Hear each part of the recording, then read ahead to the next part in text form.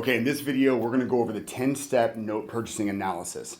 So step one is identifying the bank and the opportunity they're looking to review.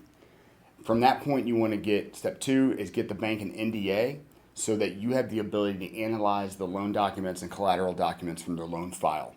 From that point, once you're analyzing all of that, you're gonna come up with a rough idea of the discount that you're going to need in order to buy that note. The face of that note's $5 million. What level of discount, what price point can you pay for it? So basic numbers, $5 million note face, $3.5 million purchase price. You got $1.5 million discount against the face of the loan. So from that point, you're talking with the bank, talking about rough position that you need to be at a discount. If you come to reasonable terms from there, then you're either going to give an LOI or a rough model of your note purchase agreement. So you're gonna have to get your legal team involved. So you're gonna have that document associated with the bank, then you're gonna get the legal team involved to analyze the loan file to make sure that the loan documents are entirely in order. You have the ability to foreclose based on the chain of title, and all the other variables are in line from that point.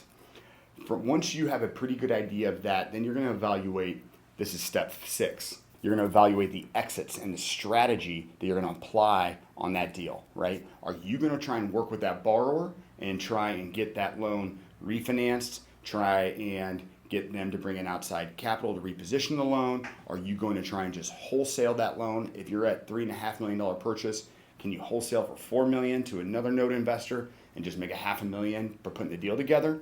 Or do you intend to get to the actual real estate, right? So you're coming up with your exit strategies on that deal. From that point, you're going to take control of the note. So you're going to have to line up servicing. How the loan payments are going to come in, what the process is going to look like, how you're going to track it. So set up your loan servicing. From that point, this is number 8. You're going to set up your structure. What's the structure of the deal going to look like from this point going forward? Are you still in line with your strategy? Is your borrower actually making the payments? Are they doing the things they need to do? And is your strategy that you enacted from the beginning still the direction you're going to go?